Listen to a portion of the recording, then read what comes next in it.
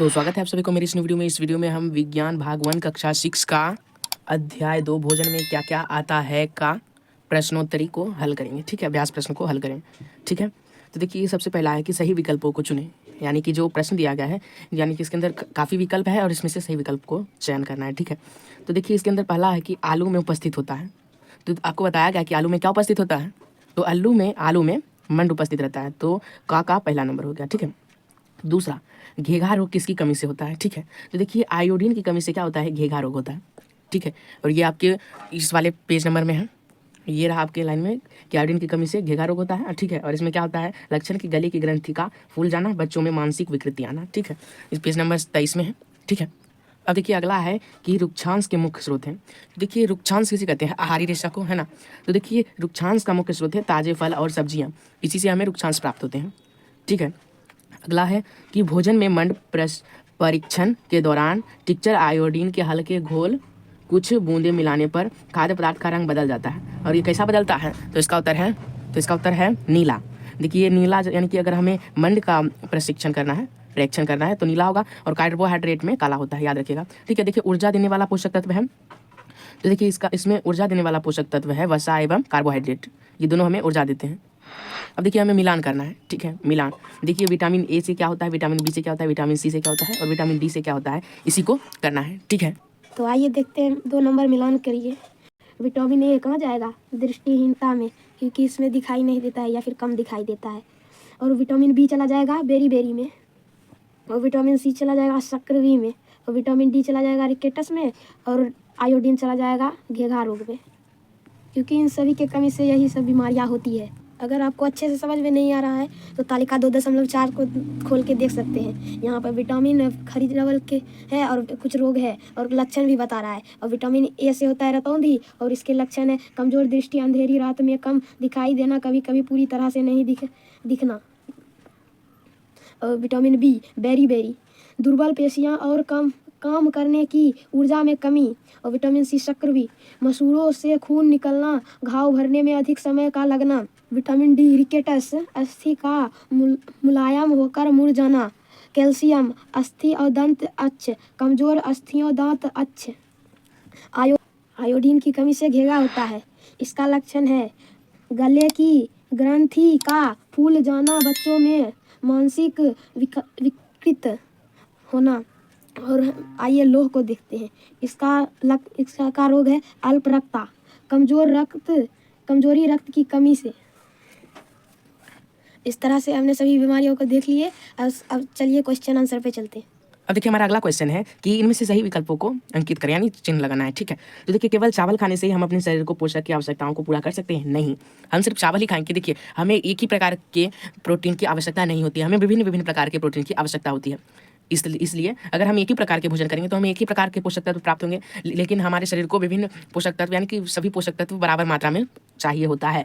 इसलिए केवल चावल खाने से हम अपने शरीर के पोषक तत्वों की आवश्यकताओं की पूर्ति नहीं कर सकते हैं। ठीक है, देखिए संतुलित आहार खाकर आभाज्य रोगों की रोकथाम की जा सकती है। ये सही है कि अगर हम आवश्यकता अनुसार पूरा विटामिन से भरपूर आहार लेंगे तो उससे क्या होगा कि हमें कोई अलग बीमारी नहीं होगी, कोई किसी यानी विटामिन ए विटामिन बी की कमी से जो रोग होता है वो सभी हमको नहीं होगा, है ना। और आगे चलते हैं। अब देखिए हमारा गा है कि शरीर के लिए संतुलित आहार में नाना यानी अनेक प्रकार के खाद्य पदार्थ होने चाहिए। यानी कि कह रहा है इसके अंदर शरीर के लिए संतुलित आहार में अनेक प्रकार के यानी अलग अलग प्रकार के खाद्य पदार्थ होने चाहिए। तो ये सही है। देखिए हम एक ही प्रकार के अगर भोजन करेंगे तो हमें एक ही प्रकार का आहार मिलेगा, लेकिन हमें अलग अलग प्रकार का आहार चाहिए, है ना। अब आगे देखते हैं। शरीर को सभी पोषक तत्व उपलब्ध कराने के लिए केवल मांस पर्याप्त है? नहीं, हमें शरीर को सभी पोषक तत्व प्राप्त करने के लिए अलग अलग प्रकार के जैसे कि हरी सब्जियां भी, है ना, जरूरी है। सिर्फ मांस खाने से हमें सभी पोषक तत्व पर्याप्त नहीं होंगे। ठीक है, अब देखिए अगला क्वेश्चन देखते हैं कि 2 ऐसे खाद्य पदार्थों के नाम लिखिए जिसमें निम्नलिखित पोषक तत्व प्रचुरता में हो। जैसे वसा, तो देखिए वसा किसमें होता है, तो देखिए इसका उत्तर देखने के लिए हम पहले चल जाते हैं चित्र में। ठीक है, तो हमारा सबसे पहला है वसा और मंड, आहारी रेशा और प्रोटीन। सबसे पहले हम वसा को देखेंगे। तो देखिए इस चित्र में हमें वसा के कुछ स्रोत दिख रहे हैं। ठीक है, जैसे सूर्यमुखी तेल, मूंगफली तेल, गिरी, सोयाबीन तेल, सरसों तेल, नारियल तेल, ये सभी वसा के स्रोत हैं। ठीक है, याद रखिएगा और इसे लिख भी सकते हैं। ठीक है, और चलते हैं। तो देखिए अब हम मंड के बारे में जानते हैं। देखिए मंड जो होता है वो कार्बोहाइड्रेट का ही होता है। ठीक है, यानी कार्बोहाइड्रेट की एक प्रकार से मंड होता है, आपकी किताब में भी दे रखा है। जैसे इस पॉइंट में है कि कार्बोहाइड्रेट का हमारे भोजन में एक रूप मंड है, यानी कि एक रूप से मंड है कार्बोहाइड्रेट, है ना। तो इस प्रकार आप कार्बोहाइड्रेट के कुछ स्रोत देख सकते हैं, जैसे गेहूं, बाजरा, चावल, आम, पपीता, आलू, शकरकंद, गन्ना, मक्का, इन सभी में क्या होता है, मंड होता है, ठीक है। और आगे देखते हैं। अब देखिए हमें आहारी रेशा को देखना है, तो आहारी रेशा में लिखिए ताजे फल और मक्का में, ठीक है। अब देखिए प्रोटीन, प्रोटीन किस में होता है, तो देखिए प्रोटीन दूध, अंडा, मांस इत्यादि में होता है, ठीक है। आपकी बुक में भी दे रखा है। ये रहे जंतु से प्रोटीन के स्रोत और ये है पादप यानी पौधे से प्रोटीन के स्रोत, ठीक है। अब देखिए निम्नलिखित के नाम लिखना है, ठीक है। पोषक तत्व जो मुख्य रूप से हमें शरीर में ऊर्जा देते हैं, तो क्या होगा, एक तो इसके अंदर हमारा होगा वसा, एक और कार्बोहाइड्रेट, ठीक है। अब देखिए पोषक तत्व जो हमारे शरीर की वृद्धि और सुरक्षा के लिए आवश्यक है, तो इसके लिए हमारा हो जाएगा विटामिन, कार्बोहाइड्रेट, खनिज लवण, ठीक है। इन सभी को लिख सकते हैं। तो इसके अंदर लिखेंगे वसा, विटामिन, कार्बोहाइड्रेट, खनिज लवण और प्रोटीन, ठीक है।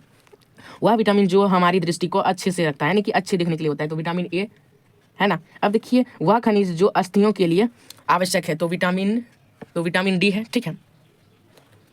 अब देखिए हमारे भोजन को मुख्य पोषक तत्वों के नाम लिखे, तो हमारे भोजन में जो मुख्य पोषक तत्व पाए जाते हैं उनके नाम लिखना है।